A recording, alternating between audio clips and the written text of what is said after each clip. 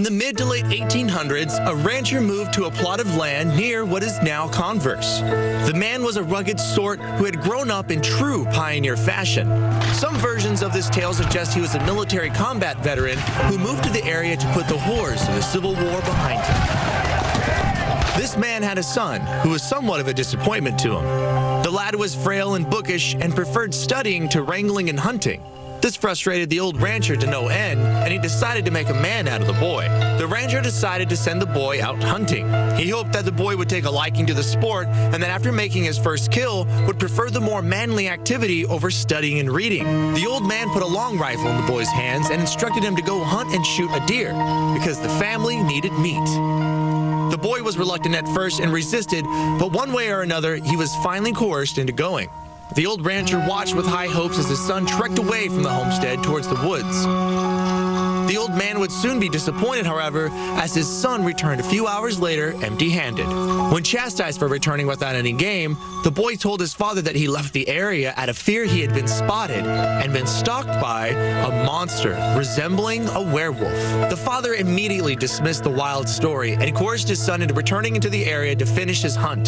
The boy did not want to go, but his father left him no choice. Trembling and fearful, the boy trudged back into the ominously named Skull Crossing. Little did the old rancher know it would be the last time that he would see his son alive. Hours passed and darkness began to fall. The old man, as the story goes, began to worry and had second thoughts about sending his inexperienced son into the woods alone. While he hoped the reason the boy had not returned was because he had not made a kill yet, he began to have the sinking feeling deep in his gut that something was wrong. Deciding not to wait any longer, the rancher rounded up some neighbors and they made their way toward the wooded area near Skull Crossing in search of the boy. What they found upon arriving there is the stuff of nightmares. The search party happened upon a monstrous, hairy creature hunched over the body of the rancher's son. The beast was in the act of ravenously devouring the boy when discovered. The men got off a few shots at the monster, but it bounded away at lightning speed.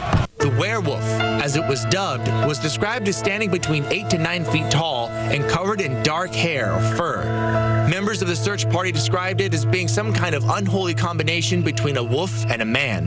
The old rancher was, understandably, devastated by the death of his boy. He blamed himself for not believing his son's story and believed he sent him to his doom by forcing him to return to Skull Crossing to complete his hunt. Some versions of the tale say that the rancher died shortly thereafter. Other versions say he became extremely reclusive. Others say that he committed suicide by setting fire to his own home while he was inside.